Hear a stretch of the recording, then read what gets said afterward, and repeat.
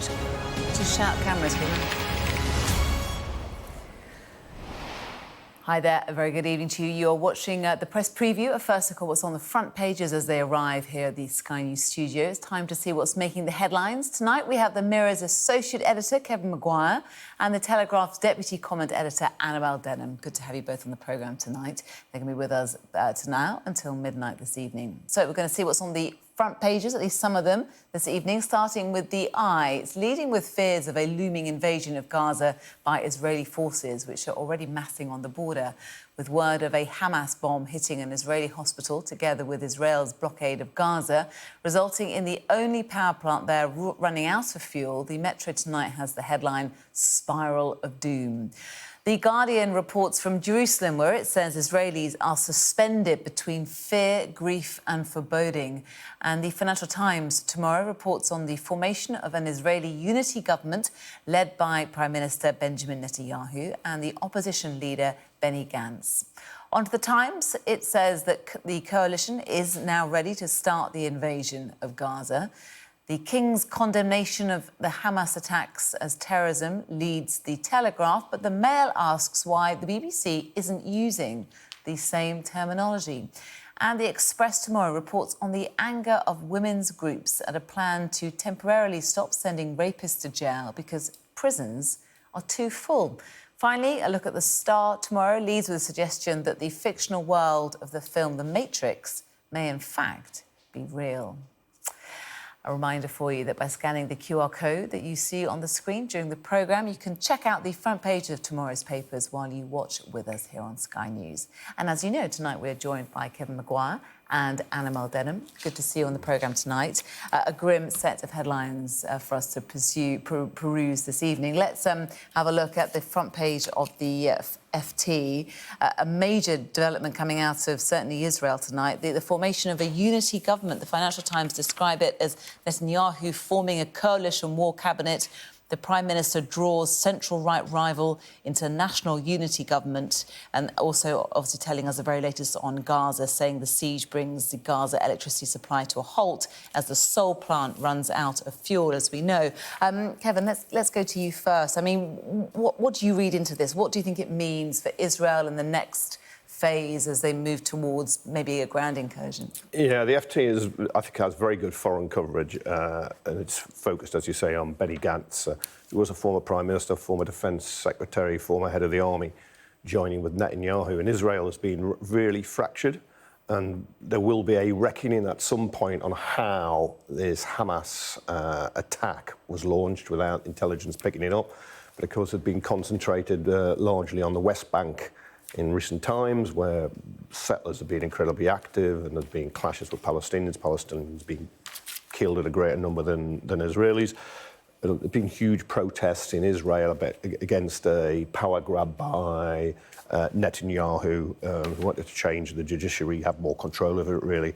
That seems to have been put on hold. But it's interesting because you read through the FT and you see there's lots of bits to it, including, according to the FT, officials are saying the Egyptians were warning the Israelis that the situation in the Gaza Strip could explode.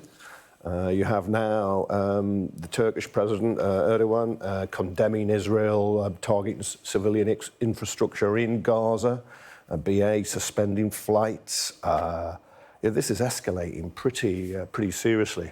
And a week ago, there was this conflict has been going on since 1948 in various ways, and there were a lot of killings in the West Bank this year, but it's just taken a terrible turn since we saw that slaughter of innocent civilians by Hamas terrorists. Yeah, it is a difficult read, isn't it? Annabel, let's bring you in now and look at the Eye's front page. And again, another very bold, another very powerful front page for us to look at. Invasion fears grip Israel and Gaza. And cleverly, they've used two pictures. One of a young Israeli woman, I believe she's from southern Israel, who's near one of the hospitals that was targeted by Hamas militants or Hamas missiles this afternoon. And then in juxtaposition right next to it, you have a picture of, we believe, is a Palestinian young man who obviously looks absolutely horrified at the collapse of his maybe house behind him. What do you make of that?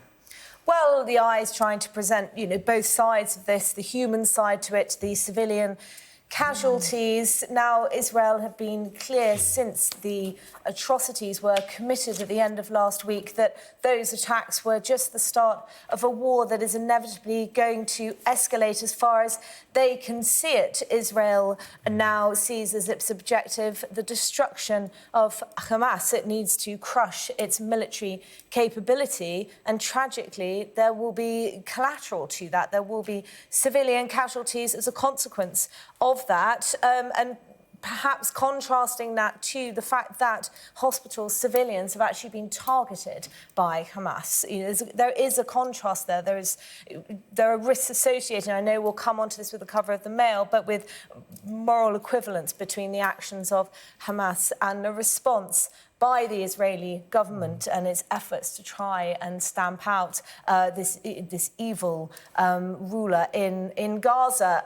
But this is very much a sense that we are at the beginning here of what is going to be a longer and more enduring conflict. Concerns that Israel will probably settle for nothing less than a Carthaginian peace. And like the former Israeli ambassador was on Sky News earlier today, saying that we cannot go back to square one in a few weeks from now. This is not something that is short-term. It's not something that's going to be resolved overnight. And the last thing that the Israeli government want is to find themselves weeks, months, years from now in a position where they have been over the last few days. What the eye are showing are people, civilians are civilians.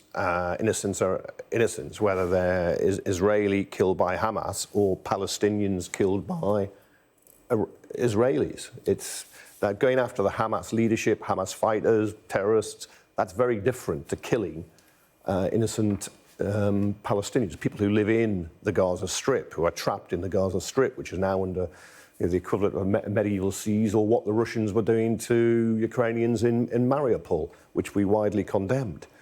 You can, Israel, yes, of course, any country has a right to defend itself. You would expect it to go after Hamas, but it seems the people who are dying are Palestinian civilians, and that will be condemned too. I mean, you're right, but it's a reminder that this is a war now, and not since the Spanish Civil War has there been a single war without massive, tragically, without massive civilian casualties. And of course, the concern is that this is not going to be the last front page we see with images like these of civilians in Gaza and in Israel who have had their lives destroyed by this conflict. Quick look at the front page of the Mirror, of course. Your paper, Kevin, death and more death. I mean, it doesn't get more grim than that, does it, in terms of a headline in the Mirror tomorrow morning? No.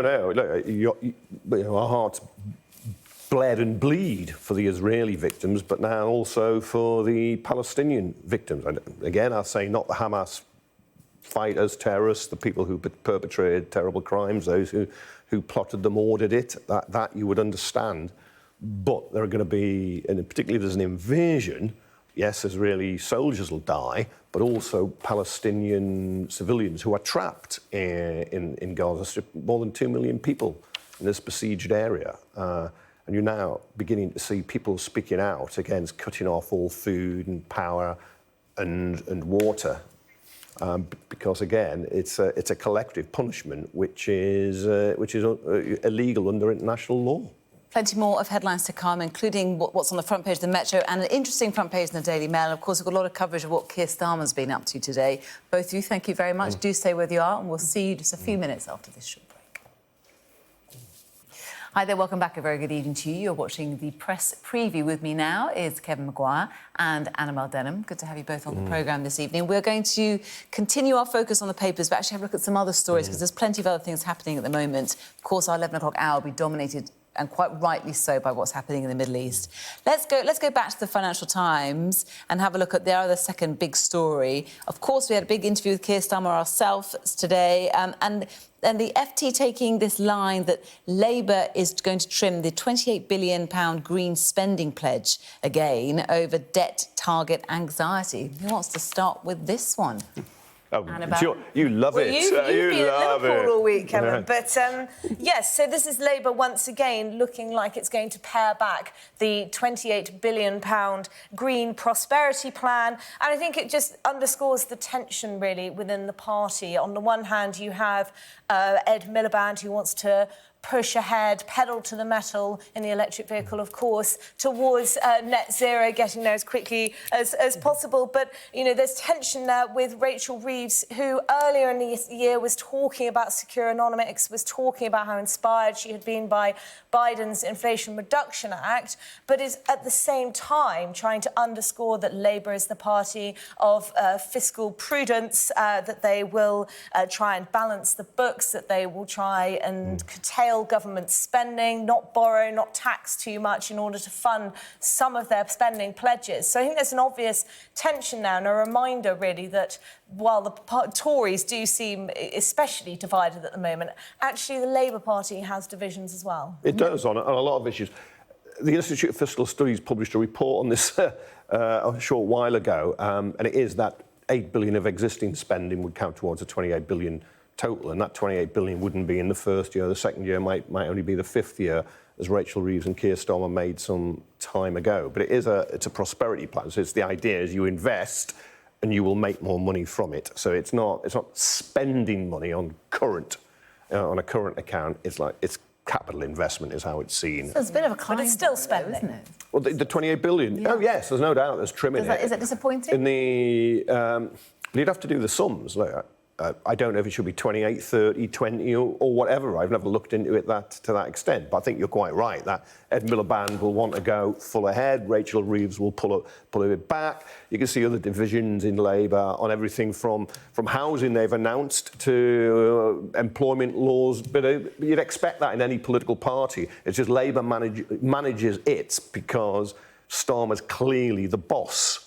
And Rachel Reeves is the big winner from the conference because she is, the Shadow Chancellor, has just emerged as an incredibly commanding figure. The FT quoting one Labour official saying that they're going to have to basically wait until they get into power to see what the final books look like after the election. I mean, is that a get out of jail free clause? It's both sensible and an excuse, isn't it? I mean, it is both. It's where you put the emphasis. I think the question is, if as everybody assumes, Labour do get into power, it's how long they'll be able to use that as an excuse. The fact that the Tories left the public finances in such a mess that Labour weren't able to proceed with some of their 13 years on, I've heard Tories do about Labour. 13 years on. So I suspect famous note, wasn't it? Labour's going to do it for at least 5 years. Of course they are. OK, let's have a look at the front page of the Daily Express. Outrage over order not to jail rapists as prisons are full. Annabel, tell us more about this. Yes, so there is fury because there's now a plan to delay sending rapists and burglars to jail because prisons are full, or at least very close to being full. And, of course, there are concerns that those who've been charged with rape or rape of a child under 13, other sexual assaults, will, even if convicted, remain on bail. There will be a threat to the public, of course, and women's groups in particular, are absolutely incensed, describing this as outrageous. And, in some ways, it's illustrative, really, of a lot that's going wrong with the government at the moment, its inability to perform basic functions and how short-termist it's become and not I need to cut in there. I'm really sorry. Annabel and Kevin, thank you very much. We'll see you both at the top of the hour. Quick bit of news for you. Statement from the German Ministry of Defence that Germany is supporting Israel with up to 2 drones. That's the least we've just been told about that. More on the top of the hour for you.